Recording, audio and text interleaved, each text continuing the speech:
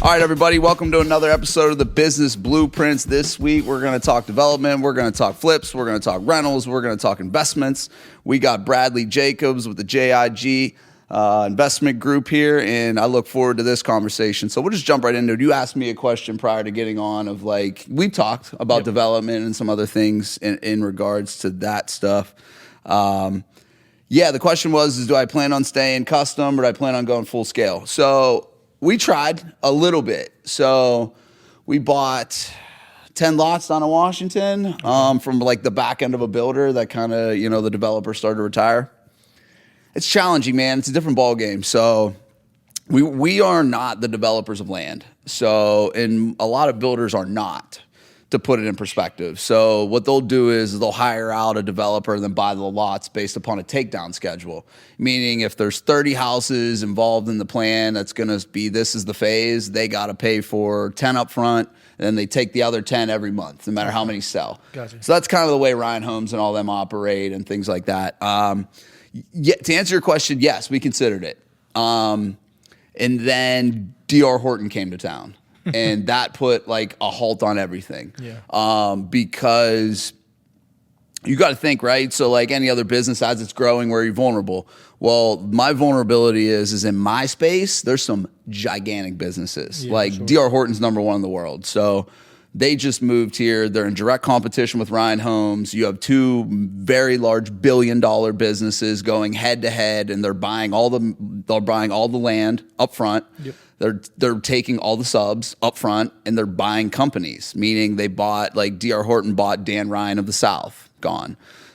They bought Brennan Homes up north. They bought a couple other builders just for land position. Yeah. So Ryan Homes already did this when they bought S&A Homes, they bought Heartland Homes, they bought all these things, and they scaled by acquisition. So as like a littler guy in the game, I'll get mowed over. So no, not right now. So for us, the reason why I look at it is like D.R. Horton, big companies, they make money on title and insurance. Like that's what they are in financing. Okay. So like those are the real business of the big builders. They only build just because of a means to an end, but they make money off you 5 times, whereas I only make money off you 1 time. Yeah, and it's, that's hopefully a repeated experience. Yeah, ish. Sure. So yeah, we kicked it around, but for us, we only have to do 25 homes a year, or 29 homes a year to meet our quota, which is still a great number for us. So, and we looked at it as when we were revamping our market and what we were going to do, we went to our coach and we're like, hey man, here's our goal. And we started breaking down like how many leads we're getting a month. And that was like at the time was like 36. Okay. And then we started showing them like what our plan was and where we were getting to. And the leads started getting up to like December, we had 49 leads. Okay. So we're shooting for 600 leads in 2025. I mean, that's, what we're going after. And my coach was like, bro, you're going to crush your numbers. He's like, you're going to be there in 18 months. How many turnovers with the leads do you have? Like how often do you turn those leads? So cycle wise is like, so we just did the numbers today. 11 were unqualified, 2 non-response. So that leaves you 36 in that out of that 49 to play with. Okay. So out of that 36, we roughly have some meeting scheduled of some sort. So it's whether it's a land meeting, a Google meeting, we touch base with you, like we got you in some sort of motion. Yeah, right. Conversion rates are somewhere around 25%, 20% to design. Okay. That may go down a little bit because the volume of leads is going up, but and then our capture rate from design to contracts typically about 95%. Okay, and then do you throw all those old leads back into like a funnel or something? Yeah, okay. And they stay in. So we built a custom high level CRM for ourselves that does the automated follow-ups. Love high level. Yeah, so we built that out. So, and we actually were just on a call with them today to improve it a little bit, just because we need another bucket because of the lead conversion we're getting. But we're trying to, so we identified the follow-up today as a threat. So because we're going to get into, okay, what are we doing with November's leads? What are we doing with September's leads? Right. Like October, like we got a lot of follow-up here. Yeah, like, for who's sure. hitting that, right? So we have 2 sales guys, and I told them, I'm like, you're going to have 100 follow-up before you know it. Yep. And like, what are you going to do with that, right? Yep. So like both ends better be breaking up Wednesday and Fridays and hitting the phones. Yep. Because if not, like, I think a lot of misconception is people are like, oh, we'll just get more leads. Like, no. You already have leads. You need to convert the leads you gotta convert them, exactly. Like, don't just keep counting on these, like, oh, we're going to get 50 next month. Yep. Like, no, that might not happen. No, for sure. I kind of run into the same problem on the acquisition company that I had a few years ago, and it was the same thing. We're going through 10,000 leads, and they're just calling, and they're not following back up, so they're not converting. Yeah. So out of maybe 1,000 leads, we might convert 10. Yeah, which is terrible. Horrible. Yeah, it's horrible. And it came back to having to sit down and re-go over the whole situation and realize it was like, all right, who's not doing the follow up? And then, like you said, you got 2 guys. You eventually are going to have that as its own team, and they're going to have to hire that's people what we were underneath kicking of them. around today. So we have an owners meeting every Monday too. So we were talking about, like, we're going to bring on CAD in-house now. So we're going to have that'll speed up our sales process. So that's what we're trying to do now, is condense our sales process, because we don't have a lead issue currently. We have a sales process issue currently because the duration of our process is too long. So we're trying to condense down full custom to about 3 months-ish, and semi-custom at about 45 days. And that should get you in and out of the process in that amount of time. It's close.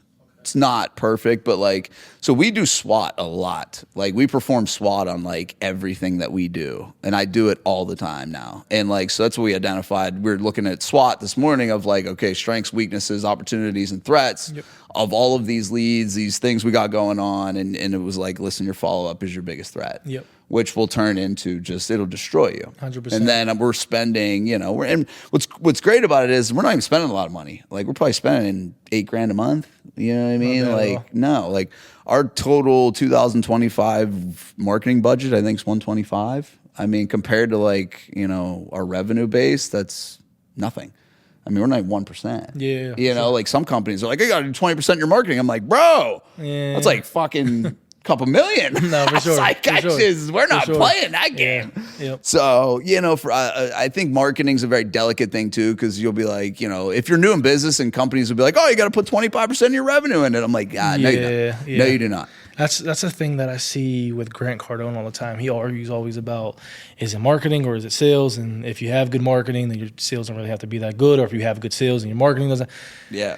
And it's really like a catch-22, because I feel like, once you have the marketing down pack, if your sales guys are on point and their follow-up is on point, man, you could sell that. Because, I mean, they've got me for a lot of money, so I know they're good. Yeah, fact. And their follow-ups and their persistence, and it's crazy. I mean, I did it the other day. I mean, don't get me wrong. So, what was it? Something I seen on Facebook. Again, hit me 50 fucking times, and then I bought it. You know, because they didn't hit you. They finally hit you that one time. You're like, sure. you know what? I think I need it right now.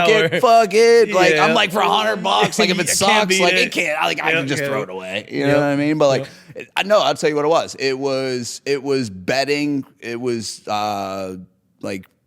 comforter and all this other shit. I kept seeing this shit, man, bro, and kept hitting me. Then I showed my wife. She kept hitting me. Then it was hitting me even harder, and I was like, fuck it, let's just buy it. You know what I mean? If it sucks, we'll throw it away, and I'll be pissed. But 100%. It got me 100%. At the end of the day, it ends up being it's $100. Yeah, for sure. I'm like, whatever. You know what I mean? It is what it is. But it's bad. Yeah, in regards to those questions, I mean, I think I look at it as we'll revisit that in a couple years. Okay. But I want to get really, really good at what we do. Yeah, for sure. I think a lot of people get caught by the multi-focus of I got to do all this shit at one time. Scatterbrain syndrome is a real thing in business 100%. Because I think everybody now especially is we got to make money 7 different ways. I'm the fuck you do. Yep. You need to make money one way, really good. And then when you get a little bit of money, you can go play over here. Because when you got the bag, you can go do some shit, right? 100%. Yeah, I actually made a post about that the other day. Andrew Carnegie, he says, everybody says about, putting your eggs into different baskets and it protects them. Yeah, exactly.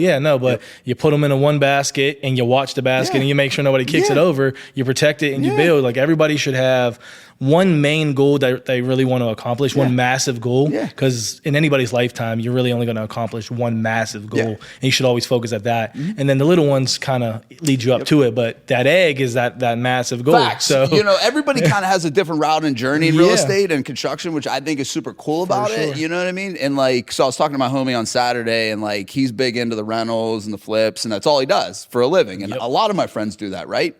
So I'm a little bit different just because I have a day-to-day job, Yeah. right? So that pays for my living and it pays well, and I'm fortunate for that. But my rental, and I don't do any flips anymore. Okay. So Nice. I don't need to, right? Because Yeah, I have 100%. the construction. So that's basically my flip. Yep. So I do rentals just for cash flow, not even cash flow. I do it for wealth building and taxes, and I look at it as like, that's even a distraction for me in the sense, right? Because I don't love renovation. Like I hate it. Like now that like I know new construction and how systemized it, like if you get more into the new construction shit, you're never going to remodel anything again the rest of your life. I swear to God. You're going to look at it and be like, multiple times. like, bro, I've drug out this little $20,000 reno in Mount Lebanon on a condo for like 3 months because I just don't want to do it. Yeah. And like, it's done finally, like today, but it took me forever because I would just do it at my leisure. So like when I buy rentals, it's like 1, 2.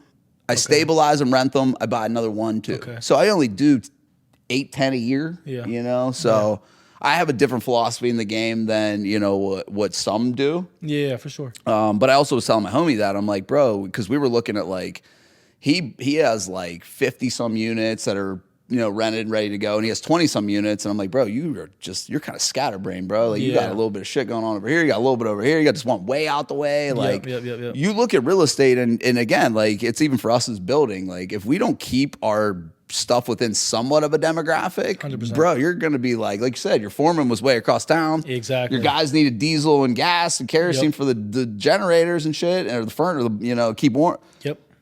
What are you going to do? Exactly. Now you're out driving them that. Yep. Yeah, I do the same thing, and recently I bought one out of my area, which I typically don't do, and so what is your area? So my area is the South Hills. Yeah. I grew up here. I know it. Yeah. I've walked it. I've driven Same as it.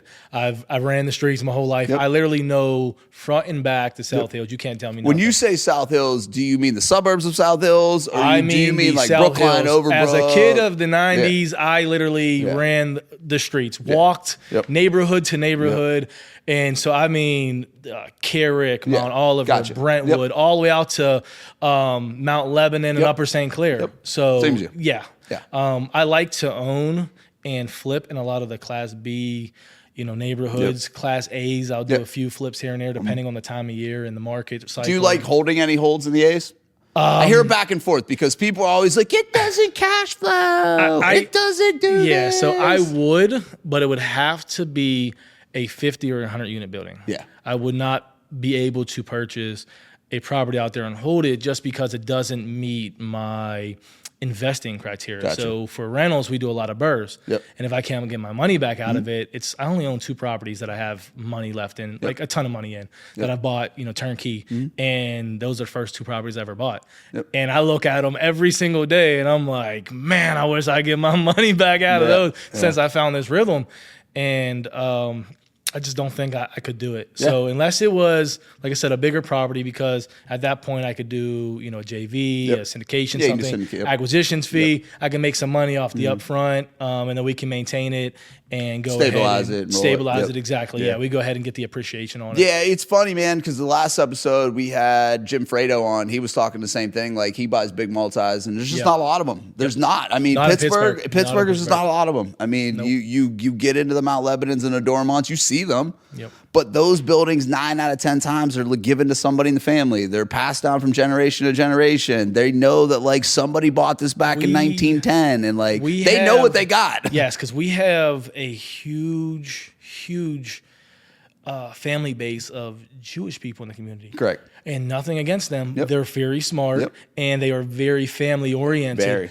And they know, hey, you don't get rid of this. The properties that I buy or some other guy whose family has no idea what they're doing. They don't care about it. All they knew about was the money, and that's all they want. And they want to sell it. And I get it for pennies on the dollar. And it is what it is. But most of the multifamily is owned by the Jewish community. Yeah, and if it's not, they're getting bought by the hedge funds. And for sure, no doubt. And there's so many people going after them now. So that's like the new craze, right? So when did you start getting into real estate? 2017. Right. So I'm only a few years little bit further. So I got in about 2014. Yep. Back then it was all flips. Like that was everybody was doing. That was when flips kind of got hot and did the thing, and then flips stayed hot until about 2017. And then Matt Simmons came and introduced wholesaling, and he fucked the game up. And then then rental units are now the thing, and syndications are now the thing, and some of the it's just all kind of transition, right? And then now with investors, it's like, well, everybody wants the multis, and yada yada yada. I don't go after any of that stuff because I don't want a big enough portfolio. Like I have zero dreams and desires to get to 600 units or 1,000 units or even probably 100 units. Like 100 units is probably where I'd stop it for me. Like I just the unit count and amount really comes down to the income you want to bring in, how much per door. Yeah, for sure. But like even for somebody like yourself, like you were saying earlier, with the rentals that you have becoming a headache. Either one, you're eventually going to have to hire on a management company, but that's even a pain when you have 100 single family doors all over the place. Now, don't get me wrong, it is a new fad to buy up a bunch of single families because BlackRock's doing it, the cost of living, things like that. There's just so many becoming available. You get them cheap.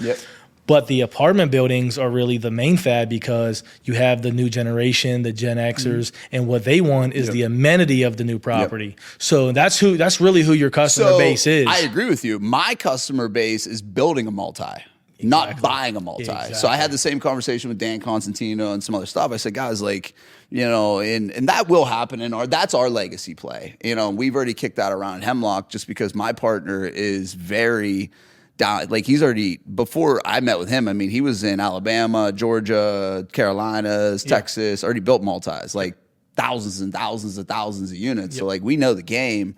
It's just now like getting ourselves to that point to where like that is, and that's why we kind of started positioning ourselves a little more towards Washington because they're just building it up now. Like they're building up that infrastructure. 100%. They want to bring in the Costcos. They want to bring in the big Brock's brands. Like, we're following it because like, we're surrounded by the big builders. So we always watch what they do. And like they put Heartland down in Washington, meaning like that's their Cadillac. It's no different than Ryan, but like they're thinking that's their luxury. So to me, I'm like, if they're betting on this as being their luxury brand down here, then they're seeing what we're seeing is they're building up this stuff and they want to put that bread out there. So that was the reason why we even moved out of Peters and moved even a little bit more towards Washington, just because our opportunity isn't in Peters. Like it's almost gone. Like, we built a couple over there. We built probably 10 houses in Peters, but that's like, there's no real long-term game for us. Like all long-term game is going straight at the competition where it's like Greensburg, Scenery Hill. We do a lot down there. We do a lot of areas that have land. And so that's just been like the big thing for us and where we kind of look. But yeah, I mean, it's definitely everybody, and it's cool because real estate and construction are so intertwined. And like you can kind of do whatever path that you look at, right? 100%. So like I got, me, Alex, Dustin, Grooms, like I've been cool with all them dudes for a super long time. Batista, and like we all have like a dinner every now, and all of us do different shit. Yeah, for sure. All of us. And then we all, everybody gets money and everyone breaks bread and everyone kind of does whatever they need to do. But you can take so many different paths in this game. 100%. Yeah. There's so many different and that's what you said when you walked in. You're like, oh man, I'm kind of involved in everything. But like, I just have so many entities in every part of real estate. So when people ask, like, what do you do for a living? I'm like, all right, I invest in real estate. And one of the biggest things I've learned coming up was it's how many exit strategies you have, because anybody can get caught with their pants down, right? And the market could turn like that. But if you have different exit strategies that you can do, you can get creative immediately. You have to be able to blend in this game. And the more exit strategies you have, the safer your investments become. So since you've gotten in 2017, so when you first got in, what was your plan to do? And how has it changed since then? Because everyone's got this thing when they first get in or where like their real vision is, and it's nothing of like what it is when they're actually in the game for a period of time. Mine's gotten really ambitious. It was because I still had that mindset of what I was surrounded by. I just wanted to flip some homes and own some rentals. I thought 10 rentals was cool, and that would bring me enough income to live, and I'd be successful for the people who are in the area we grew up. And as I continued learning, I became an education buff. And you go hard on it. Bro, I go super hard. Yeah. So I just kept reading books. I never stop. I read a new book every other week. I buy courses like crazy. But I started visiting Grant Cardone in probably 2018, 2019. After I've made a few $100,000, I started going to Miami to his events, and I had lunch with him. That cost me 25 racks. But like, I've been there. Yes. Yeah. So I've like done so, being not only next to him, seeing the stuff, but also being next to the people in the room and then hearing all of their stories and having their phone numbers and talking with them and networking, it allowed me to create this crazy vision. So when I first started out, I wanted to 10 rentals and I thought that was cool. Now I want 15,000 units. I want $1 billion net worth. And to be honest, I think that's going to change because that's like my long-term. Yes, that's my long-term goal. But I really, really, really want to compete with BlackRock, Blackstone. I want to be that big. Like that's the kind of big I want to be. And it's not because of the money. It's because of the change you can do with that. Like you see how much power they have today. Facts. You see how much power they have in what they own and things like that. So when you have that much power, private equity is a weird thing. Yes, it's crazy. So when you have that much power, you can kind of be that polar opposite, pulling back a little bit. You know, like you see Elon Musk and Trump and what the hell they're going through now, and you see how much money they have. It depends on not the money you have, but also like the political career you have and things like. So I've started diving into that a little bit, going to some of those different events and networking with those kind of people. Yeah, I mean, it's crazy. At the end of the day, I mean, it's crazy. Yeah, because that's how you start to get to the next level of certain things, 100%. Right? And that's how like some big deal opportunities kind of get in your lap, and that's. Again, like we talked about, right? So again, I talked about it with a bunch of people here who are very, very have big goals in regards to rental properties. You cannot do it in Pittsburgh. You're going to need to diversify. You have to get outside nationwide. The city. You're going to have to go almost nationwide to step up and get over. You can get 1,000 in Pittsburgh, by no all doubt. means. For sure, you can get 1,000. To get over that and get to 15, you have to. You're going to be in a bunch of states. No advance buts. But that's why I network. So, like, I've sent offers on properties in Tampa. I've sent offers on properties in Orlando, Georgia, North Carolina, South Carolina. We've sent. I mean, I'm talking $30 to $100 million offers on properties in these areas.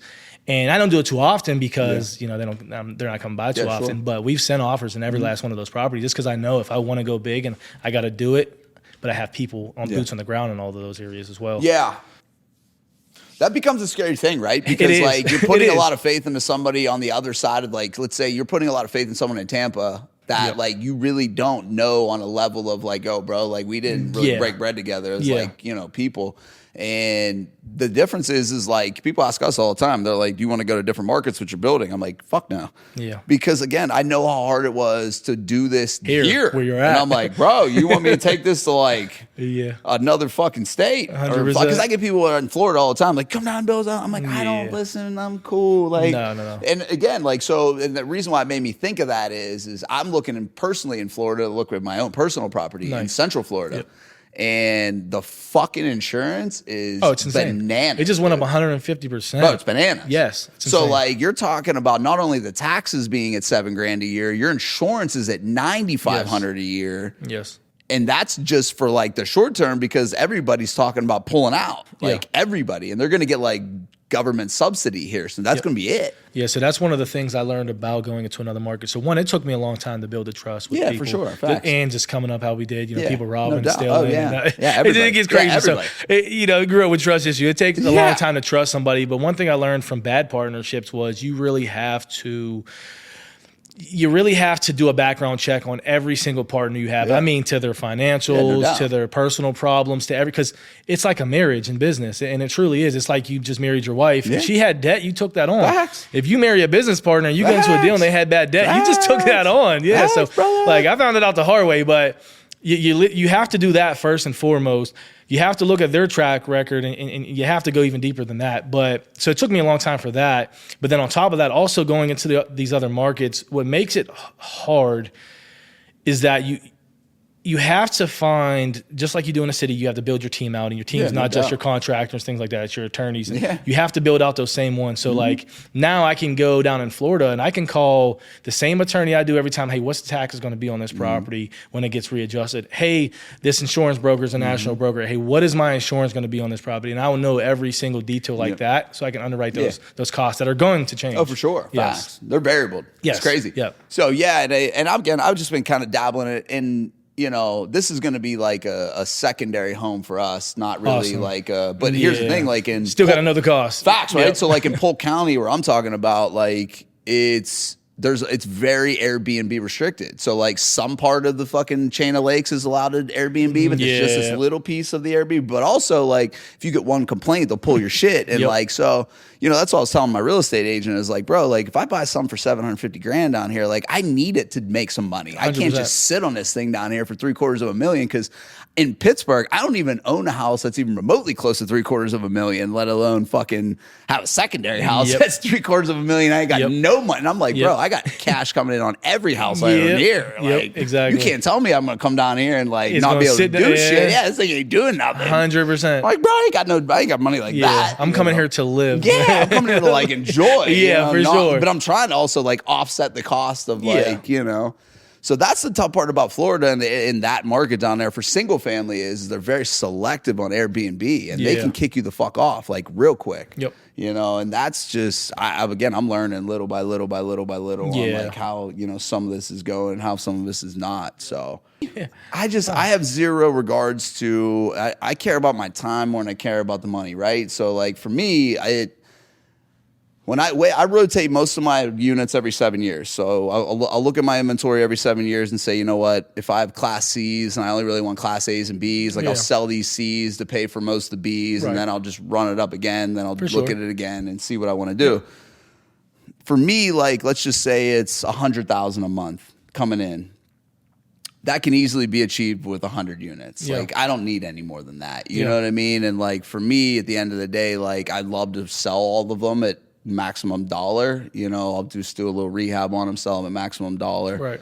The buildings, you're going to sell at 40 cents on a dollar no matter what. You know what I mean? Because they're getting bought up by an investor. Now, it's not guaranteed. Now, some hedge fund might come in and pay you stupid money because they don't care. But I like to self-manage mine as well. I think property management in Pittsburgh is fucking super poor. Horrible. Yeah, it's the worst. So I have no desire to give it to anybody.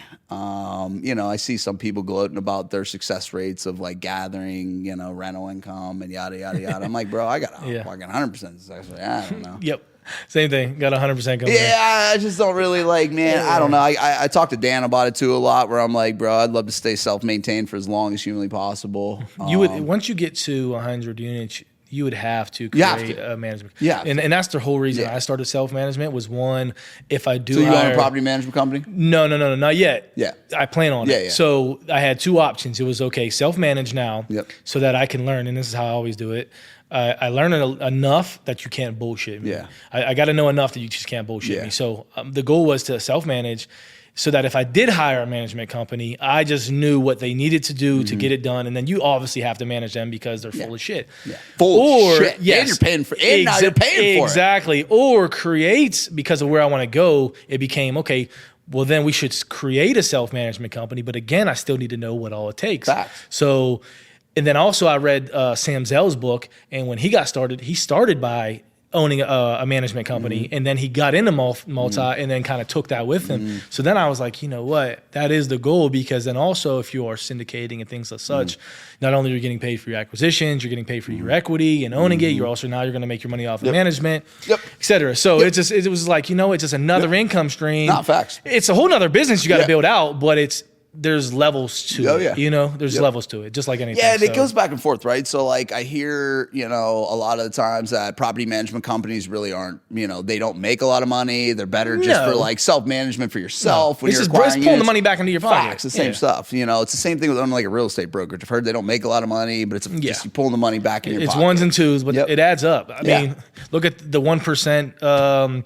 Everybody that any of these top CEOs have in their companies. I mean, anybody that has any sort of unit count in Pittsburgh has some sort of property management. I mean, it's for sure. It is what exactly. it is, Yep. So the thing would be, I don't even know if after I created the management company, if I would do something like maybe like what City Life's doing, like they take on other people as well. I don't know if I would do that. I would probably still only hold my own. Same thing with my construction company. Yeah. The construction company is literally a separate entity, but it's ran strictly for my real estate company. It's just to bring the money back in, and it's for banking purposes too. So people don't understand, like, I can have my construction company and that would bring in over $1 million a year in revenue. But if I take that to the bank and it's not its own entity and it doesn't have its own bank accounts, I can't get a line of credit on that. Yeah, because it's real estate, and real estate's not bankable. It's cash in, but if cash out. But if I take these work orders and all of these invoices to the bank. That's why we do it. Exactly. Yeah, because people are crazy, right? So, like, you know, I was talking to somebody the other day, same shit, right? So, like, when we closed down remodeling, which was a $1.7 million company, that's like people's dreams. Yeah. And, you know, we're shutting that motherfucker down. Sure. And, like, I had people, I was like, what the fuck are you doing? Did you think about selling it?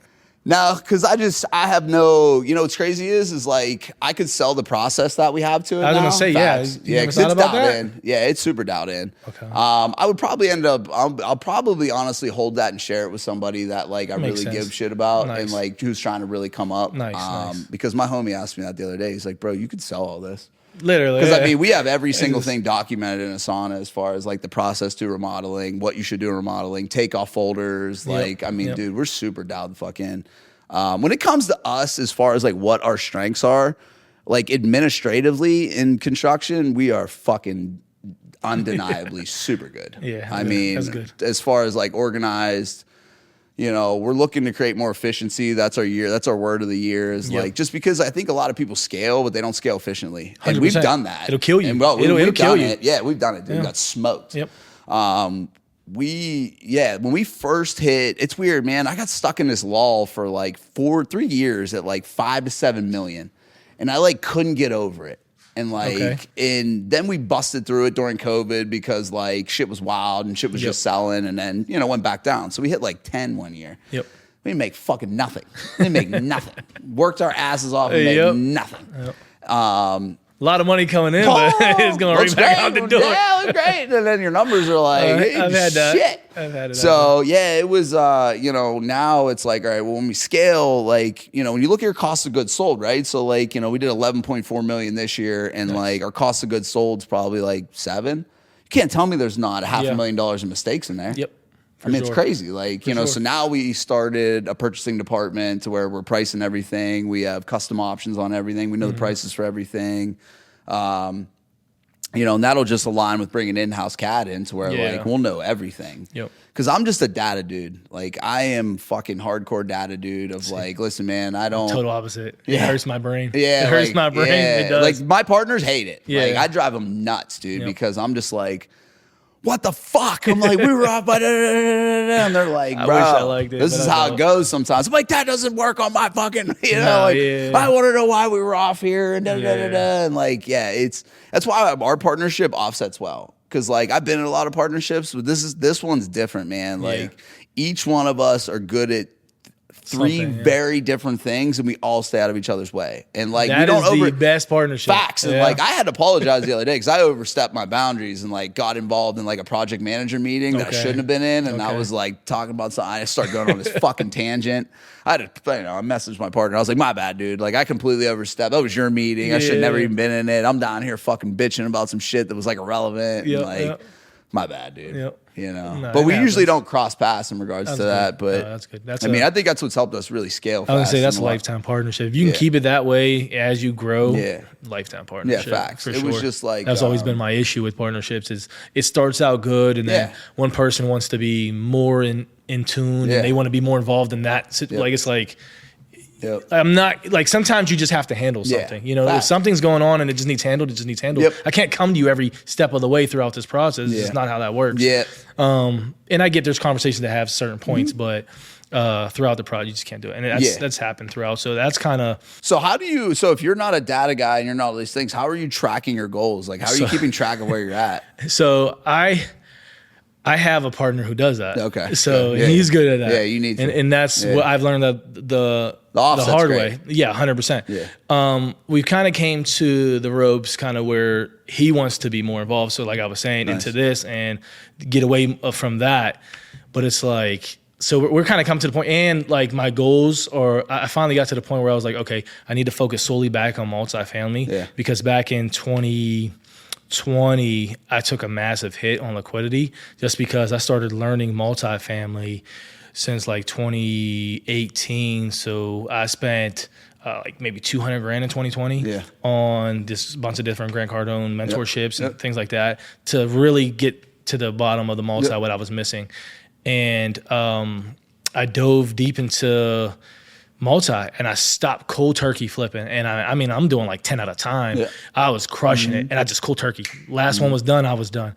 And I focused solely on multi. And this is right after the market kind of like was getting ready to go to a halt. So sellers weren't selling, and buyers, buyers weren't buying though. And then it was like, it took me like 8-9 months to realize.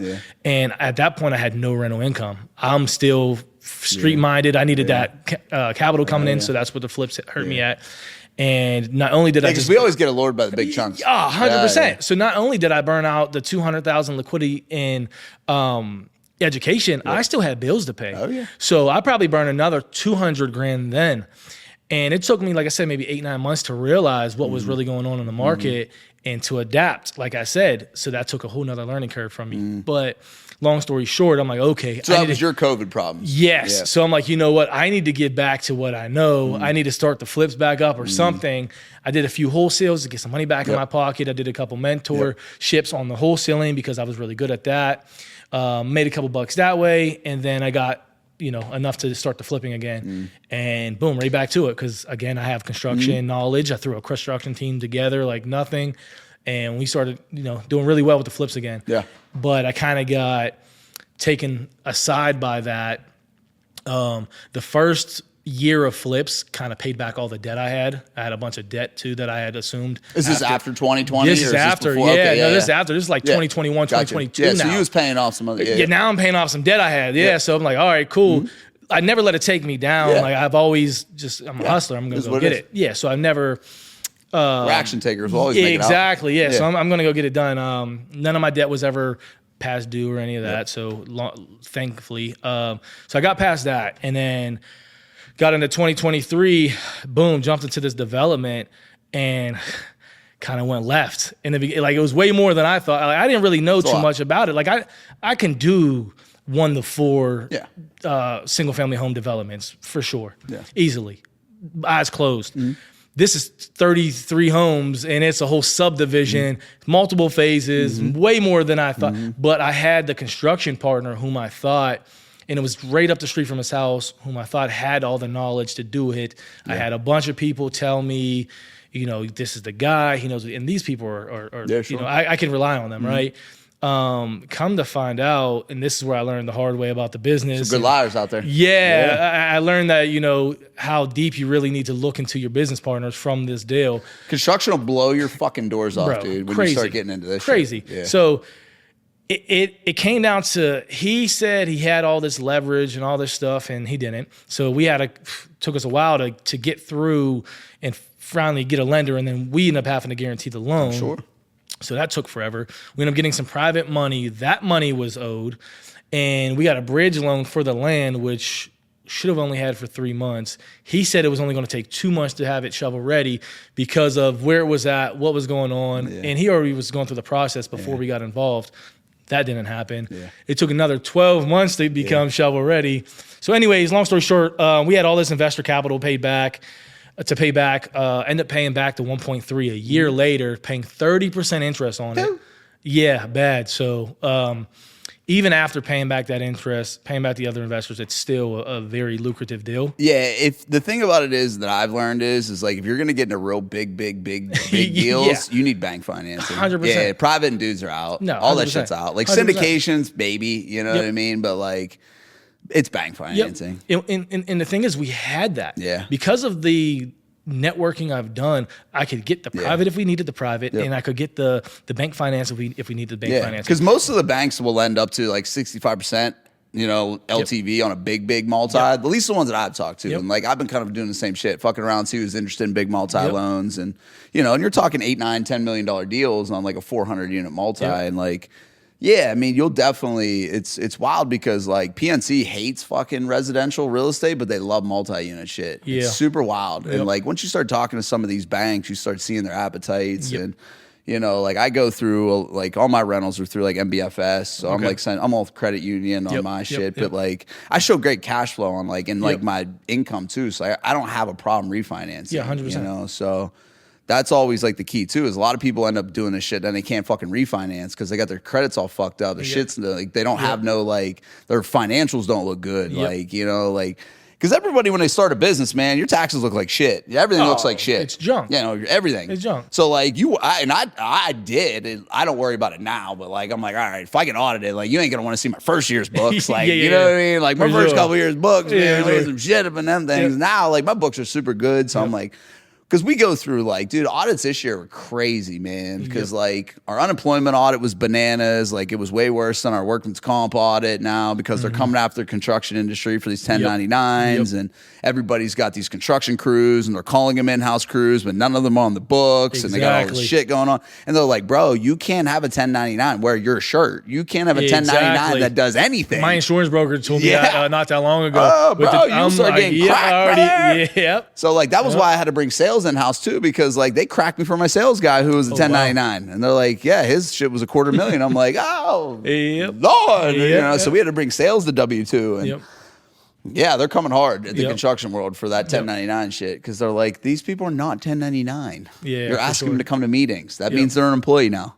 100%. If they're in a team meeting, they're an employee. He told me the same exact thing. Yeah, but he was like, yeah, no, they're not falling by that anymore. No, like these guys, if so, then they need to get their own insurances. They need to get this. They need to get that. I'm like, all right, well, you need to have an individual contract with every one of these subs for every single job that they do on a job. And like some of our subs do 4, 5, 6 jobs on a job. You need a contract for everyone.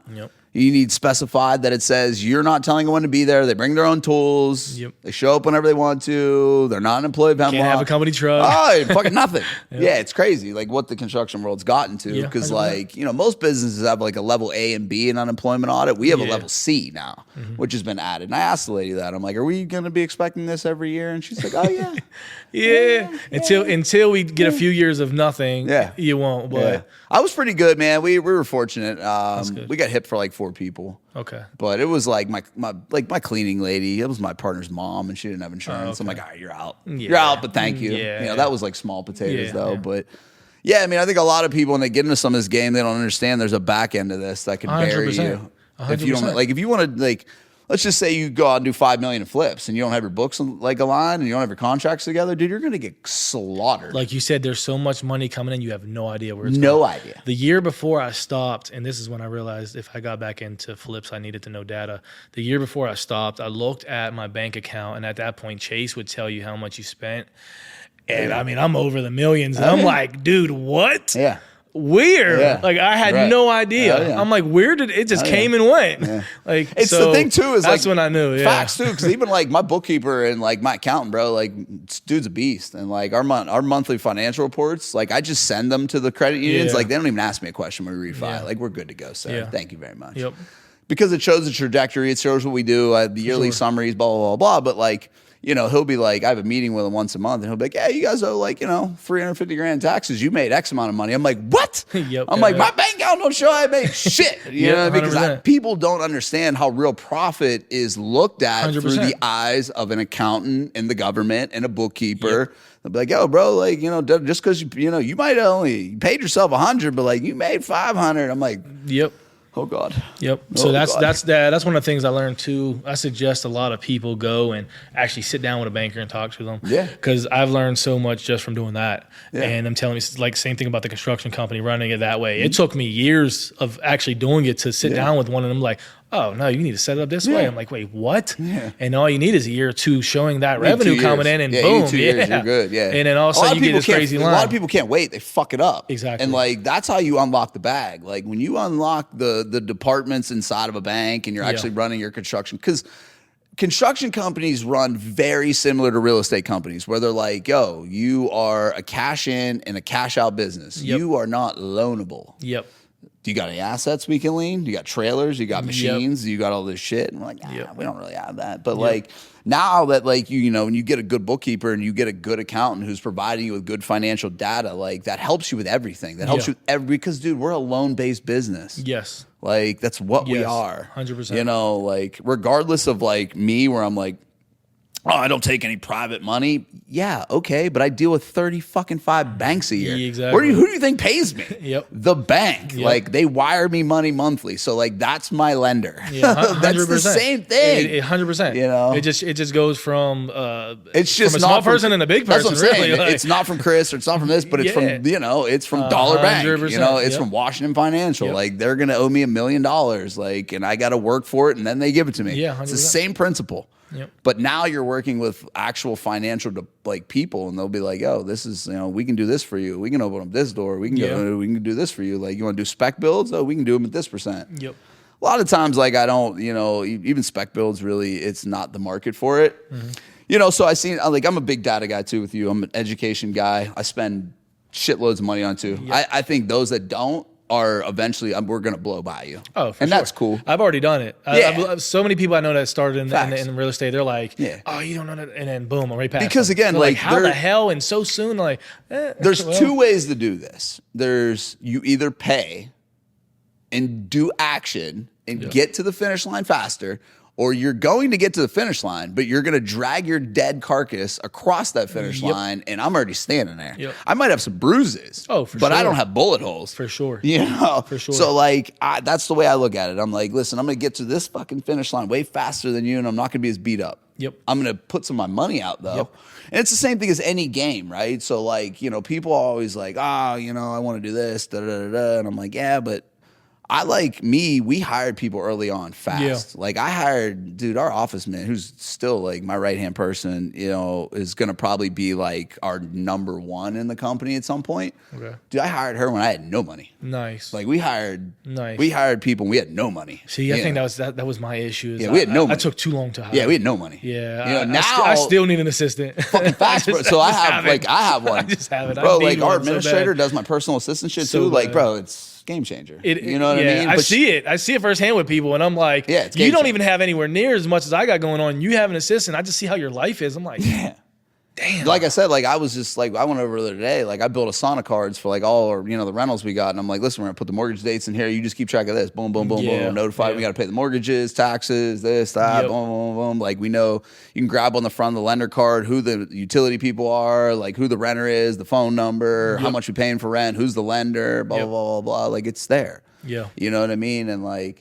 That type of shit is when you start really changing the game. 100%. But like I had to talk to my partners today because I'm like, I'm still frugal, man. I'm cheap. Like, we come from like that gutter shit, and 100%. Like, we're looking at like $80,000 for a CAD guy, and I'm like, fuck. I'm like, all right, we got $80,000 over here. Then we got my dad coming on. He's on Social Security. That's like $22,000. I'm like, we're at $100,000. We're adding to the company, but I'm like, fuck, we're trying to add $15 million. Who the fuck cares? Like, literally. You know what I mean? Like, you gotta get over these things where you're like, 100%. Oh my god, I'm gonna have another 200 grand in overhead or 110 grand in overhead. 100%. But it's like, bro, you're trying to chase 13 more million. When you want to get to that number, you have to do things that you usually don't do. Facts, and like you have to make decisions. You have to step over the fear, whatever it is. You have to do it. I didn't want to get into the development because I wasn't really prepared. I didn't know enough about it yet to be bullshitted. And it again went against my rule. And every time I go against any rule I have, I get screwed. Every developer, and it happened. And I'll be honest with you, every developer I know that does it successfully has gone bankrupt at least once. At least once. It almost took me. It was my first one. That. But it comes back to what I was saying before about having different exit strategies. Thank God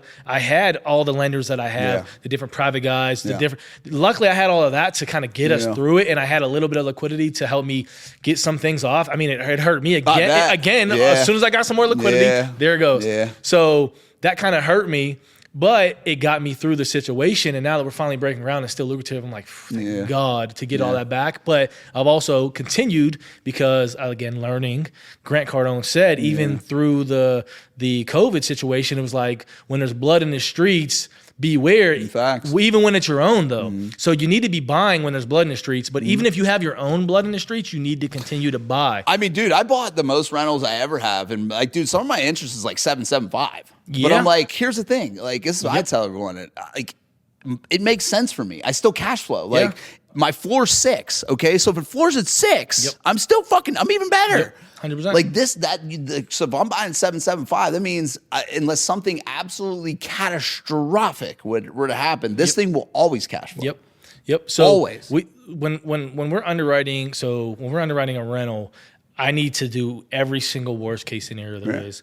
And if for some reason one of these worst case scenarios I have 9 different exits. Yeah. I don't have to worry about selling. I don't have to worry about refinancing. There's so many different things we can do to get out of it, to get, if we have money into it, if we have investor capital into it, whatever it is. Because a lot of my rentals I'm doing and flips now, I'm even doing with OPM. I'm literally doing them with almost $0 out of pocket now, just because I've kind of just got it like that. So it just became this thing where we're just going back and forth. And like I said, even when things were messed up, cool, go find another property. Continue to make money. Like, don't do it retarded where you're going to put yourself in this crazy situation where you're going to owe these people money too and be screwed. No, go into these situations knowing you have multiple ways to get out of them. So in case they go belly up, you're not screwing these investors, because what you don't want to do is you don't want to end up too deep in a hole and you just keep shoveling down even deeper. Like, you don't want to do that. I think, and this is just me looking at the market as a whole. I think the way you do that is by buying too much, because I think there's a lot of companies that are in the Pittsburgh market and listen, I've done at this point, we're about 6 years into our company. We've done about 50 million in construction. I'm telling you right now, dude, there's not a company or anybody in the fucking world that can buy 15 to 20 rental properties, single family a month, and renovate them all. Yeah, you're 100%, not. 100%. You're fucking not. I agree. You're not. I 100% agree. There's not enough bandwidth of contractors and anything that you're getting to 150 properties done a year. There's a total 100 million% thing of growing too quickly. Yes. We talked about it just earlier when we were saying about bringing in the processes and things like that. You grow too quick, it could easily dump you just as fast as growing too slow. Like, because that private money's alluring out here right now, boy. Everybody's got it. And there's a lot of non-secured private money. There's a lot of private money floating around that doesn't go back to lenders. Bad. I find myself educating. I'm like, you peel that onion, I think y'all's broke. I literally find myself educating more private money lenders on how they should lend their money than I do actually taking their money. Wild. I've educated probably 50 lenders on how they should lend it rather than I've never taken their money. They were in bad deals and they're like, they got bad taste about it. So whether they're going to invest again or not, I've never went back to them to ask them. And I know eventually they're going to reach back out once they recoup a lot of their funds. But within the last year, I've talked to at least 50. Plant seeds though. Yes, exactly. Yeah. But it's like, these people think a promissory note's going to do it. No, you got to record. You have to record that thing. I ain't doing nothing. Exactly. I promise that I might pay you.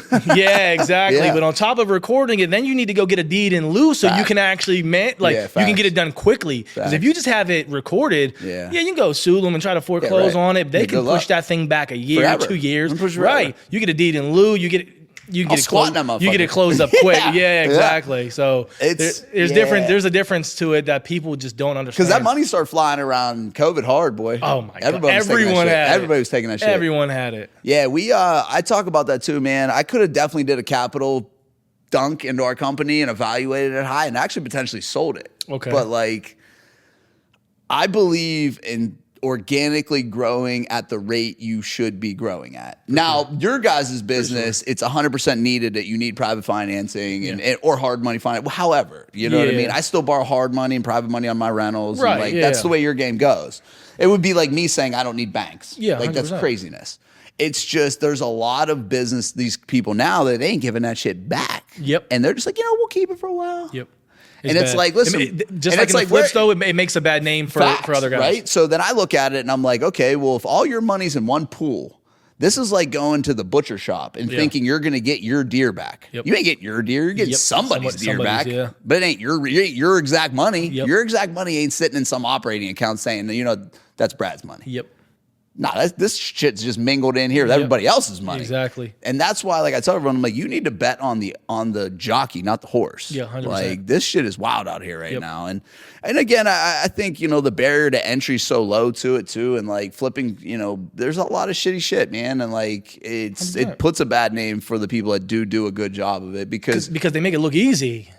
And it's not that easy, though. No, fuck no. No. It's not at all. No, it's super hard. Yeah. And, dude, on scale, it's definitely way harder. Yeah. And I think for a lot of people, especially when you get into higher price points, like you get into like 350 and above in Pittsburgh, man, it's a flip. People are like... See, because then the beginners don't even realize you're dealing with a different buyer pool. Yeah. These people aren't first-time home buyers. they They're can buy second, anything. third, fourth, They fifth buy time. anything. These dudes are experts. Yeah. They're coming through and knowing what to look for because they've already bought the house in a month, 2 months, and they're like, "Oh, what the hell's going wrong already?" It's like my $1 million buyers in new construction. Yeah. Like they can go buy anything. Yep. Anything. Yep. They can shop with anybody. They know like what you ain't special. You better put your shit out there. Though. Exactly. Like, and that's the reality of it is like these people can go buy anything. Yep. $1 million buyer in Pittsburgh can go buy anything. 100%. There's nothing they can go buy anything on the market, off the market. They can build with them as any builder. You are nothing special. 100%. Yep. And that's just, because back in when we first started doing flips, this was probably the same around 17, like if it's sold within 30 days, that was a great deal. Nice. Yep. Now it's like, bro, my shit didn't go under contract in a day. Yeah. What the fuck, man? Yeah. It's like, whoa. Yep. Y'all just listen. You were about to get a rude awakening here. 100%. Shit's about to sit. 100%. You're about to do some sitting. Yep. And now that they're doing it, people are like, oh, shit, what's going on? I'm over leveraged now. Yeah. Yep. I fucked up. Yep. I only had 5 months of holding costs on this. Yep. This took me 4 months for the reno. Now it's been on the market for 3 months. 100%. I ain't making money. We literally we have 2 sitting right now. One, we have a couple buyers interested. The other, we just got under contract today, literally. Nice. Thank God. It's actually he's the son of a Sheets owner. Oh, nice. I'm like, it's sick. It's a super expensive house. But yeah, I was super excited about it. It gave me once I found that out, though, I'm like, you shouldn't just be throwing that around because I gave some negotiation points. They try to go a little low. I'm like, nah, you got the money, buddy. Come on now. Yeah, and it's a cash offer. Like, got it. Do you like dabbling in that high end shit? I hate it. I hate it. Yeah. The buyer pool is different. It's zero. But it's limited also. So people also don't understand there's limited buyers in that. So not only do they know what they're looking for, they're limited. Especially in Pittsburgh. Yes, they're limited. There's just not that much money around. And like we talked about, they have every option. But that's also why they sit longer too, though. Because $1 million buyer can buy anything from $1 million to 100,000. Yes, exactly. So once you get over the 350 price point, it goes low. Yeah. And then you get over that like 450, 500 price point, it drops even more in your buyer pool. So that's why those 2 homes sat, because both one's 375, one's 645. So 645 stop. Yes, both homes sat though because of that, and just depending on the kind of market we're in. So they both sat they're going on 3 months now. It's maybe 2.5. Yeah. But they sat. So that's a big ticket to pay interest too. It is though. Yep. It is. So the price point though at the properties below that and the buyer pool there, also the education that these buyers have. These people are leveraging their loan at 100%. If I get approved for $250, I'm getting a $250,000 house. No fact. You should never do that, but they all do it. Everyone. They all do it. So you're going to have more buyers, and that's why they sell within the 30 days still. Yep. And that's good. And it's for a flipper, that's easy because it's better turnover. Yep. But like you said, though, buying everyone's going after them, though. Yes, but buying the bigger properties, knowing this, going into it, having that education of this is going to sit a little longer. Saying you're going to put 14 months on the hold. You need that holding cost. Yeah. The only one that really ate me up on holding was the 640, and it was because, not because of the holding costs of it sitting, it was because the holding cost of the city and permitting. We put an addition on it, rooftop deck, all kinds of watch you do that. The city sat us down for 6 months. Oh, for sure. Fact. Just go so they can go. That's why I didn't even renew my city license. Oh, bro, it's horrible. Yeah, it's horrible. So I built them 4 townhouses on the north side. Yes, all of I remember you going through that. I'm out. That thing beat my ass in the fucking dirt. I remember you telling me. Oh my god. Yeah, that's insane. Yeah, it was all over them wanting to know if we were putting a side window on the property because of the ordinance next, and they just never said that. Yeah. And it literally took 5.5 months of them to say that finally, for us to have a Zoom meeting to like, what's going on? It's like, listen, guys, and they said you would see a fucking side light on the side of this house. It's on the fucking drawing. If there's one on the drawing, then we intend to do it. Exactly. If there isn't one there, we ain't doing it. Exactly. Fuck. Like, all right, give me 2 minutes and we'll send it right back over to you. Like, if I can't have it, I'll take it the fuck off. Exactly. Like, we don't need to hold up for 5 months here. Exactly. We don't fuck around here. So yeah, it's all he had to do was verbally say it on the drawing. Yeah. It was bad. So now knowing that though, if I would go into another one, I kind of know to put extra on for the city. So I'd put an extra 6 months. I'd always for the city. But it is. It's another learning curve. But again, now I'm diving back from it. So, and this is another reason why I've never really built out, I feel like, my team as far as like in-house on the backside of the business. Fully to the extent of like where yours is with the sales and everything is because I never planned to grow my flip company to do 100 flips, to do 50 flips. Like I've never really grown my company to do that because it was always you won't be profitable. It was a stepping stone. Yeah, you wouldn't be profitable anyways doing 100 flips in Pittsburgh. It's a PayPal for Elon. It is what it is. It's a stepping stone to get me to where I need to be. 100 flips in Pittsburgh's unprofitable. No. Yeah, it's just too much. It's not. My partner on the development, he was doing it. I'm sure. And I'm like, in the beginning, it all sounded good, but then again, once we got more deep into it, and then after all this bull crap, I ended up finding out what really went down with the 100 houses. He was running through the construction. I seen what 100 houses can do with everybody. Yeah, and don't get me wrong, his team is massive. Like, he got a massive team, and that's why he was able to hold it. But when it came down to the finances and thing like that, it came up with all these different partners and all these different lenders, and these guys were taking all this profit off it, and he was making pennies. And I'm like, 100 houses, I probably made just as much as you did off of 30. Like, facts. That's another reason why we don't want to go into development is because we realize that we're going to see numbers like of profits that are a fraction of what we make. Yeah, 100%. So I'm like, why would I want to do this? Yeah, and the numbers are going to dive down. So this is what I was trying to explain to my partners. Like, as you grow, your profit margins dump because you have more back end. You're paying for more subscriptions. You're paying for more employees. You just have so much more overhead, and that's going to take that profit from just being me and you and a couple guys we're paying to me and you and insurances and subscriptions and employees, and it just takes bringing in fuck you money. 100%. Yeah, and it's all right. No, I'm there. If you want to do it, cool. But for me, it's like the risk reward on it and the mental capacity of it is just not. I don't want. It's not something I want. Yeah, there's a few key numbers that I look at monthly, and it's EBITDA and overhead. I don't give a fuck about anything else. Yep. So my EBITDA tells me how much I'm improving and how much I could actually sell this bitch for.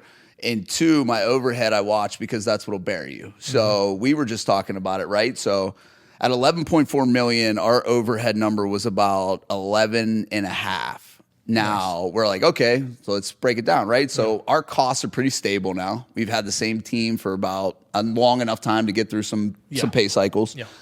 And I'm like, all right, so let's just say that our fucking overhead, we add another 2% to it. But if I add 2% to the overhead, but I grow the revenue by 13 million, my overhead should drop to 8%. For sure. Like, now we're talking, dog. Yep. So like, I think a lot of people, when they talk about efficiency, it's if you're 10% more efficient in a $2 million business, you're making that money monthly.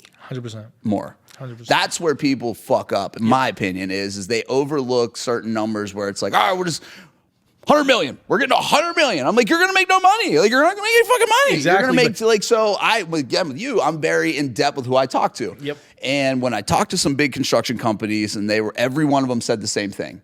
I should have stopped at 50 million. Yeah. Because I make less money at 100 million than I did at 50 million. Yeah. And I'm like, I'm making 2%.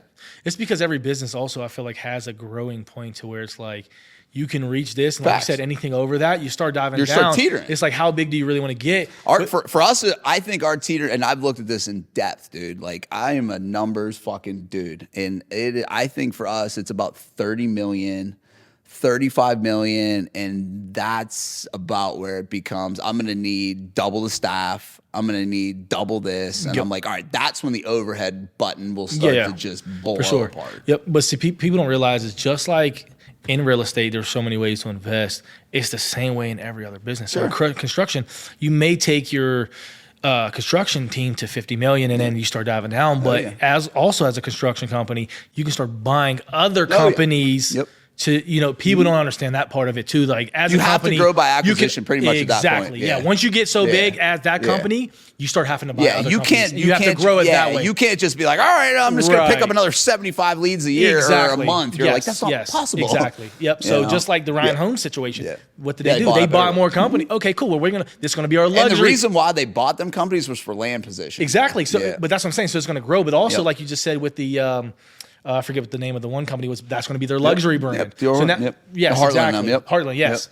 And Heartland, some people used to look at it as a luxury brand. It was. No, it was. I When liked the Gillespies ran I it. liked Heartland a lot. Dog, when it was I did, but then I was talking to people recently like, yeah, no, they went downhill. And I'm like, I wonder why. All it is and then they boom, just offer found more out trim Ryan package. Holmes bought it. I'm like, all right, that's why. Well, because they changed the process. Here's their thinking, right? So, and kudos to Ryan, because it's not bad thinking. Yeah. So, like, they looked at it as like, all right, cool. The first time home buyer can afford a Ryan home. It's $400,000. Like, they can afford that. Yep. We're going to build them their next home. It's going to be the Cadillac. Exactly. $750. Exactly. Heartland, baby. Yep. We're going to keep you inside the family. So, like, I get what they were doing. Yeah, they're like, buying it a makes business total for sense. each for buying sure. pool. And what's crazy is, man, is like, as much as like there's so much shit to talk about Ryan and all the other companies, they're probably the best production builder of them all. Yeah, which is wild. For sure. Wild, dude. But it's chaotic. Yep. When you're building 35,000 houses a year, you're gonna have about 5,000 that suck. Yep. Like bad. The only thing that sucks is like someone like Ryan who buys the Heartland and it does take the luxury brand down is because they look at it again back as a numbers thing, not as a quality thing like we were talking about. No, they don't care about quality. And it comes down to like Boeing whenever they became and partners with and all of a sudden they took over the whole every plane's now, but now quality went straight down to the ground. It's just like because just like the one that just blew up in now Japan. Now it's a numbers game. Yep. So it's one thing to have a numbers game, so it also just depends on, I guess, what you want out of your business. Do you want to stand on quality? Do you want it just to be a numbers thing? What do you want out of it? Yeah. Like, and then it gets to a point where like, can you still have quality control? Yeah. I think you can. There's a flipping. I think you can. Yeah, there's a turning point to it. I think you have to maybe expect that arm length of the company to bring in less though, because if you're doing it at volume. So like our sales guys ask all the time, they're like, because we get a lot of requests for $400,000. And they're like, can we build a house for $400,000? And it's like, yeah, we could, but we got to put the shittiest windows in. I got to use the shittiest subfloor. I got to use the worst siding. I got to use not the custom framers. I got to probably do a less superior foundation company. Yeah, could we? Probably. Do I want to? 100%. Really. Don't really want 100%. to. I don't want to lower what we got going on. Yeah, because you're just lowering the rate of like I seen this house the other day. A buyer came into one of ours. And they were like, yeah, we think the other house has better flooring. And I'm looking at it, and I'm like, this is literally super garbage flooring. I was going to put it into this, actually. But I'm like, I'm not even going to say nothing. But it's just people see the look of it. They don't even really understand the cost. And I could have threw that in easily, and you would have thought it was luxury. I just didn't want to do that. I wanted to give you the better, but I'm like, whatever. It's weird how it happens, right? It is. So how far are you guys along on your 15,000 goal then? So I got 26. But that's why, like I said, I was getting out of because you had the liquidity things. I was getting out of those situations and readjusting. And then as I sat back, looked at the numbers, looked at where I'm at now, these flips I have closing, the income I have coming in. Yeah, you had to get yourself set back up. I got a liquidity event happening where it's like, cool, boom. So what is your game plan? So are you planning to attack multis? Are you planning to go immediately outside of Pennsylvania? Are you looking to attack inside of Pennsylvania? I'm looking to attack here just because I'm going to start off. So when I was attacking back in 2020, I'm going 100 plus. That's it. I'm not looking at anything else. Like I came across so many smaller multis I could have bought. And I'm like, nope, I'm buying 100. And I realized like I can buy 12 to 50 and those are still manageable. And I can build that up. Because there's not that many over 100. Watching Dan's portfolio actually helped me kind of come up with this realization of seeing somebody do it. Because also it's like, it's one thing seeing other people doing it here, but it's another like seeing it firsthand or being and actually doing it, things like that. So it's like, I go to these events, I talk to these people and they all have them and that's fine. But it's like actually doing it yourself and where we come from. Dan's a fucking beast. Yes, and where we come from, it's like... That first one was about the bankrupt. Yeah, I already know. Yeah, we've talked about that a bunch. It's like, it was wild. Yeah, he told me. So you had to be a real operator. Like you had to be a real operator to save that fucking thing, dude. But again, back to what he was saying, it's like he had to go through that learning because he didn't have somebody to physically learn from also through it. And he learned it on his own. So, and that shows you though, and this is what it shows a lot of people is if you want to buy units that big, you ain't buying them in Pittsburgh, brother. Exactly. You're stepping outside of Pittsburgh. So you're going to go to Beaver. You're going to go somewhere else. Right. You're going to go to these fucking places. Again, I don't know if you pulled the data, but there's not a lot. Yeah, 100%. There's not a lot over 100. I have it all. Trust me. Yeah. So my thing is now it's in Pittsburgh. If I want to buy 100 plus, it's going to come by rarely. So I may get a chance at one a year. Yeah. And if I can get it, perfect.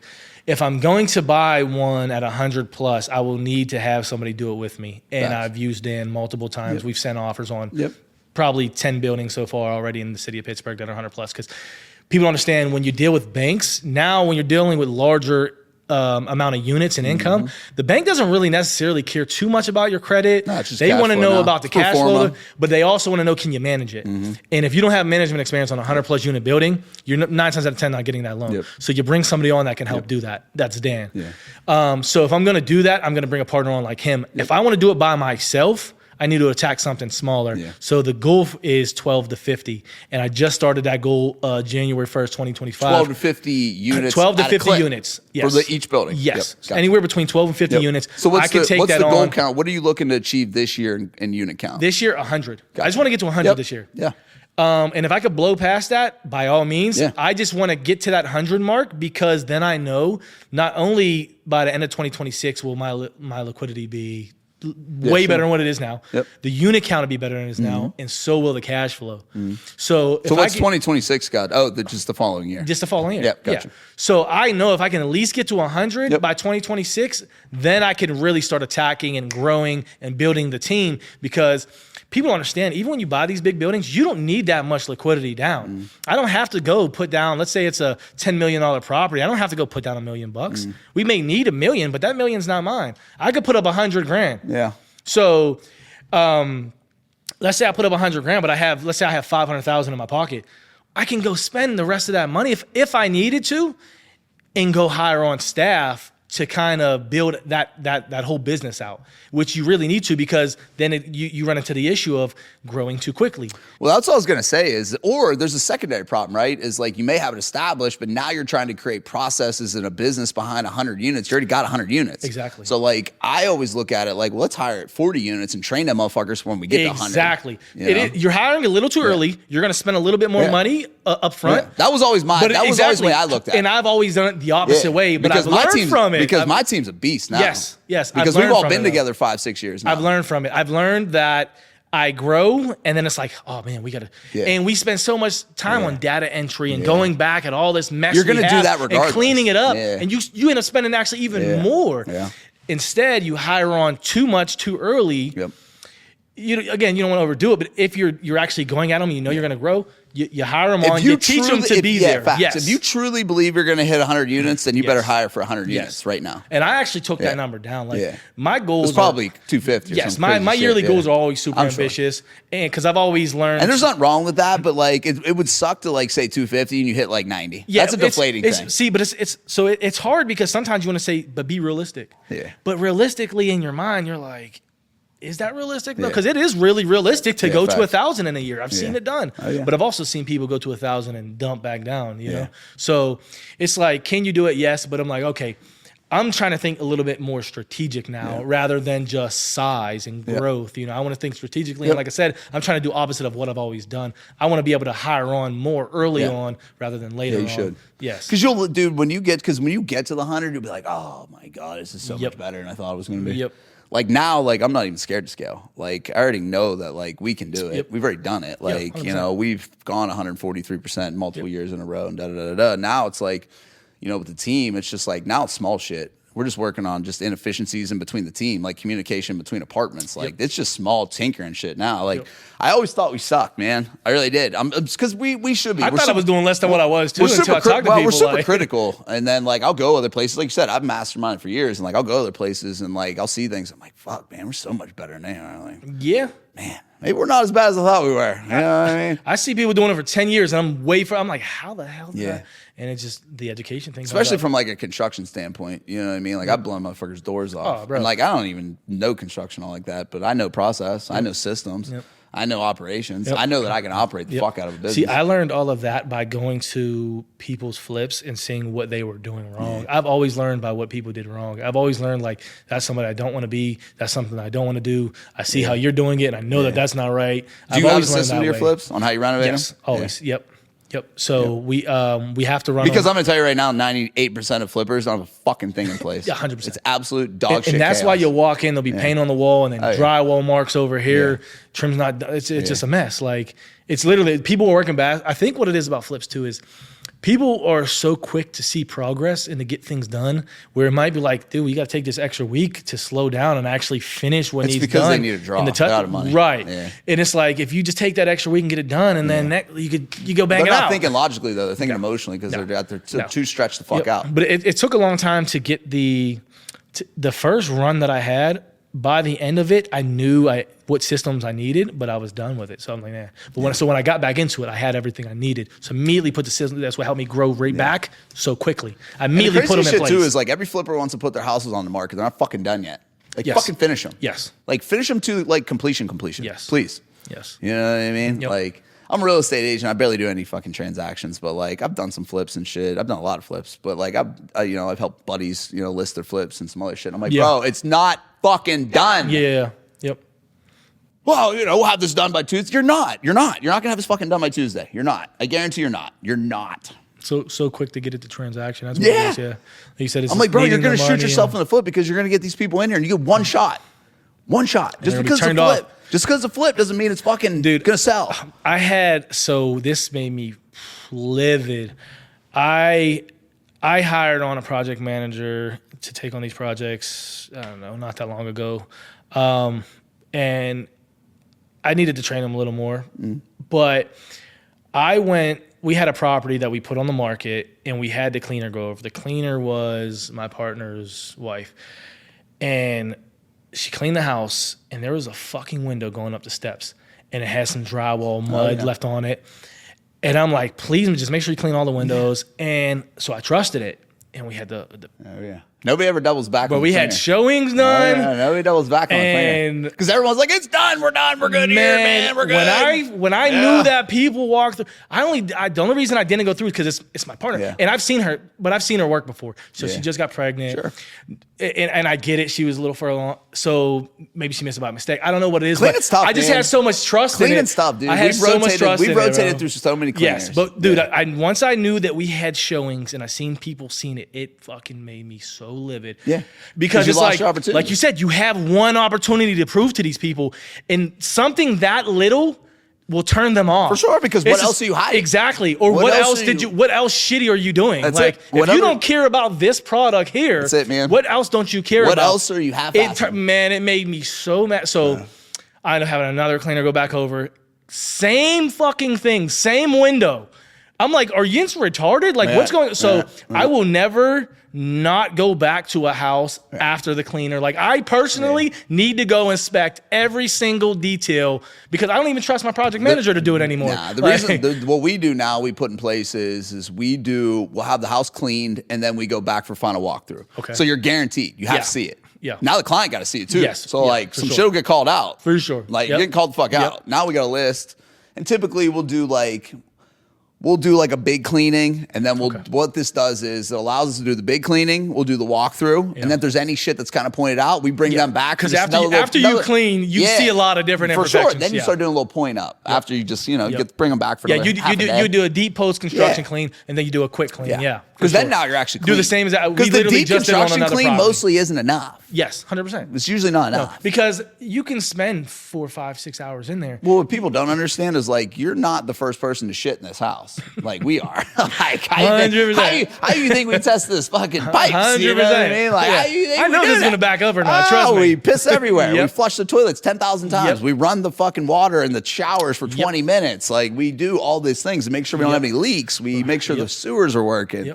That's new construction, man. See, that's a lot of things too that I think a lot of other flippers don't realize. You got to turn the faucet on. Fuck yeah, you do. You got to turn the shower on. You need to turn everything on. You need to check and make sure the valves are there. Yes. Like you need to make sure your shit's draining. Yes. You need to make sure they're actually all worked. Is the pressure there? Are you good? Like is like your hand, it could be the smallest is your heat actually is your temperature actually getting hot on the fucking showers? Like So something else I've realized from doing that as well, and something we had to implement not that long ago, was you have to take pictures of everything. If there's a valve, if do you there's guys a use construction software?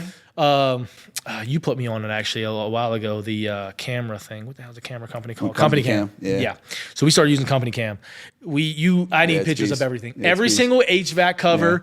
every single junction box, every single valve. I need a picture of every single, because if something is wrong, it's CYA. We can I can go back and check. I know exactly. Sure. We're not cutting holes all over trying to find it. No, we're going to find exactly where that's at. When we have warranty problems, we immediately go back in and we check what happened. We check the rough. We check this. We check that. We had an issue recently of like a bedroom started losing cool. But also it was kind of their fault because they trunked off the line and they sucked the CFMs to finish the basement, and they didn't really want to say that. But typically, again, we went back and looked at how the HVAC was ran. What would suffocate this room? If you don't have them pictures, you can't go back and diagnose anything. Same exact issue, and that's why I switched over. And if you're going to do any volume, people need to understand that like softwares are the only things that are going to take you there. 100%. Yeah. Yep. And again, you don't need to use a million. That goes back to your profit declining. Yeah. You need more software because you need more systems. I mean, dude, we probably to help handle it. It gets expensive. It sucks. But like, dude, right, because one house, you can figure it out. No big deal. Yeah. But you got 10, 20, 30 going on. You can't remember every single thing at every single property. If you're running 10 to 20 new construction houses at a time, dude, you got 1,000 moving parts. You got 1,000 moving 100%. parts. 100%. And you're just like, well, it just gets done. Like, well, not really. There's a lot of problems. And it goes back to babysitting your guys. They don't care. It's not their money. It's not their. Even if you offer them bonuses, a lot of my guys are like, yeah, but I'm happy with what I want to pay. I know you want to pay me bonuses and stuff, but like we're happy with what we're being paid as long as you pay me on time. Yeah, most people are motivated by it. What? Yeah, a lot of people are motivated by it. I'm offering you. It's not even like a 1%, 2%. It's a lot of money. At the end of the day, end of project. But it's like, all right, like I'll keep it. Yeah. Do I need to decrease your pay to like make you want more? Like, what is it to motivate you? So it's not pay. What is it though? I just gave one of my guys free Steeler tickets the other day. Like, we do it all the time. Yeah, just to like. Little different things that like, what can I motivate you by? Because it is at the end of the day, I want to be able to still motivate you because I do want you to do better. Yeah. And if at the end of the day, if you're not, then I just know you're not that kind of guy, and I need to get another guy in front of you, to take. Yeah, over. Not all of our people are motivated. Not all of people. Not everyone in our company is motivated by money, and that's the thing is like you got to be in tune with everybody, and like we're so tied in with 84 Lumber that like we get so many free tickets to shit that like again I don't even go to anything hardly. I just ask for my own personal shit. It's mostly concerts. Like I'll tap into that plug for like concerts and shit like that. I come to PPG. Like that's my game. Tapped into it for like a box for Supercross and shit like that. Like that's my game. But you going in April? Oh yeah. Oh yeah. I got a box. Take my son. I'm excited. Yeah. Fuck yeah. Super excited. I can't wait. Yeah. But dude. I mean, it's that type of stuff, man. And like you don't have to operate out of a million systems either. Yeah. Like we use Dropbox for storing some shit. We use Builder Trend for construction software. We use Asana.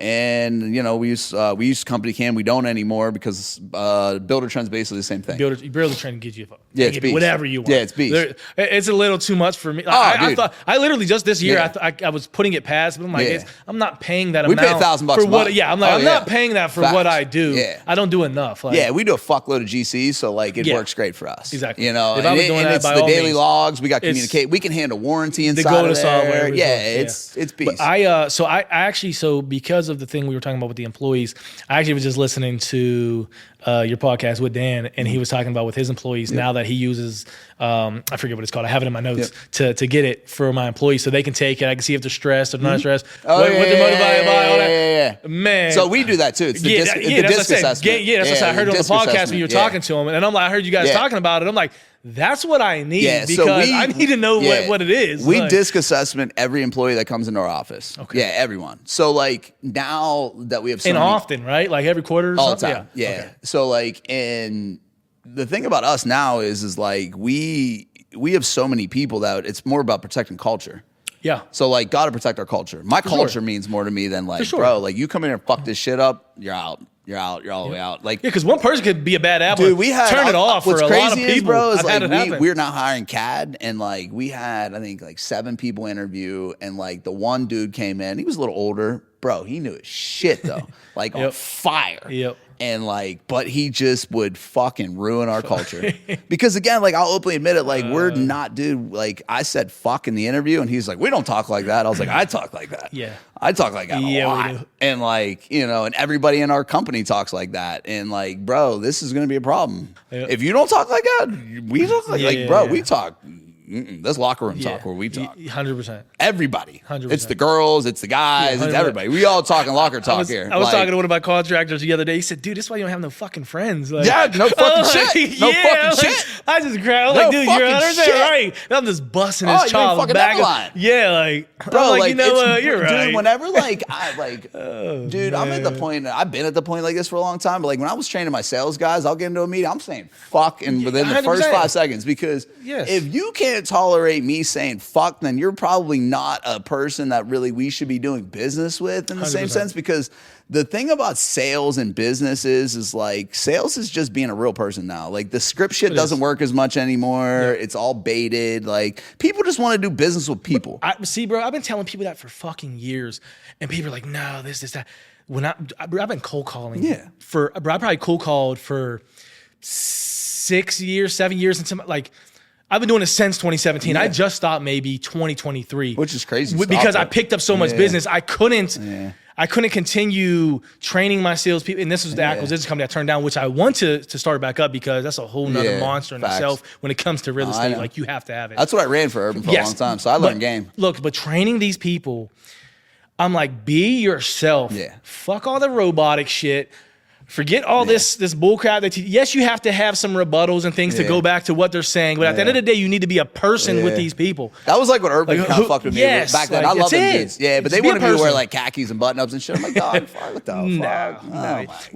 Is that going to make them sell me their house? Is that motherfucker? I look like a motherfucker that wears khakis and button-ups. I'm like, bro, I come from the streets. Yes. I don't have that. Now, do you need to be presented correctly depending on where you go? Facts. And what you're doing? Yeah, exactly. 100%. But if I'm on the phone and we're like, no, we're good. We're good. Yeah, like, be you, be a human, be respectful. But just talk to people like human beings. So we were looking at like our percentages of conversion, percentages of what's come in with our marketing this month. And like paid marketing was like 17.9%. Google was like 34%. Website was like such and percent. And like, but I'm like, I told my partners, I'm like, this is the funnel. Like it's Facebook, Google, and your paid shit. But I'm like, bro, they're going to Google, they're going to your website, and they're going to your Facebook. Yep. Because they go on your website, they see who's all part of the company. Then now they're on to the social shit to see who you are as a person. Yep. And again, people want to do business with who they know, like, and trust. That's the number one thing. You know what I mean? Have you got into like any of that like geo-gridding marketing and stuff? Yeah. Like, bro, that shit's crazy. Yeah. I was talking to so Mike from Armina, one of my like really good friends, great dude. But I'm talking to him about the marketing, and he's like, bro, if somebody just visits our website, or if you just walk past, if you walk in my store, go down the street, and somebody walk past you, your phone clicks to their phone, and I'm like, that shit. Deep. It should be so illegal, but it's so crazy. Marketing's wild, bro. It is. Like if you think you have any personal space in the world, you fucking don't. It's over. You don't. You got to get a ghost phone or something. Yeah. You cannot have. We can buy everything about you. Yes. 100%. It just. How much money do you got to spend on marketing? And that's like what I always tell people, I can tell too, what like, you can get. I've had this conversation with a couple people, like, bro, like, if you're a felon and shit and you're in the game, like, who the fuck cares? Like, everybody's going to find it. No one gives a fuck. It's so overrated. Our fucking president's a felon. It's overrated. Gives a fuck about it's overrated. Like, I mean, I've done work for state police. They'll bring it up, too. They'll be like, we seen that you had that issue back in the day. You know, you was, now want a little bit of that. Dude, I've met state troopers. I've met U.S. Marshals. Who are fucking... They just don't want you actively selling drugs out of their house. That's what they don't want. Man. They're like, man, and I told, like, I tell I've met them all. For sure. I tell everyone, I'm like, you know, I bet you that took you a long time to find them fucking things, right? Because I got a lot of accolades that's been in front of them things before that. Here's the funny story is, so we had an FBI investigation years ago, right? Before I got out of the streets, and it was one of the part of the reasons I got out. Luckily, didn't get caught up. Luckily, didn't get caught up on nothing. Just like maybe 6 months ago, an FBI agent, now he's ex, wanted to be a business partner on some deals because he knew how good I was in real estate, and he knew a friend of mine, and he was like, well, I got capital, I just want to get in, like, can we, but now one wants to partner, and he knew my backstory, but I'm like, it just goes to show, like, they know, they're people, they're doing their job at the end of the day, they know most of them know your job's to take me to jail, my job's to beat you. That's the game. But most of them know also, though, it's like, this one's going to take you to jail for this. This one's going to take you to jail for this, but this one might supply you the same thing this one's taking you to jail for, and this one's going to supply you the same thing this one's taking you to. Bro, it's a business. Yeah. It's government. And this is another reason why I want to be so big is because you understand at the end of the day, it's this borough against this borough and this borough against this borough, and it's this person against this person, and it's messed up. So I feel like being just a naturally good person, if somebody can get up there and get into, and this is why I like Trump a lot too, is because I really truly feel like he's one of those people who really does want to help, and obviously he has his he's got his leverage play.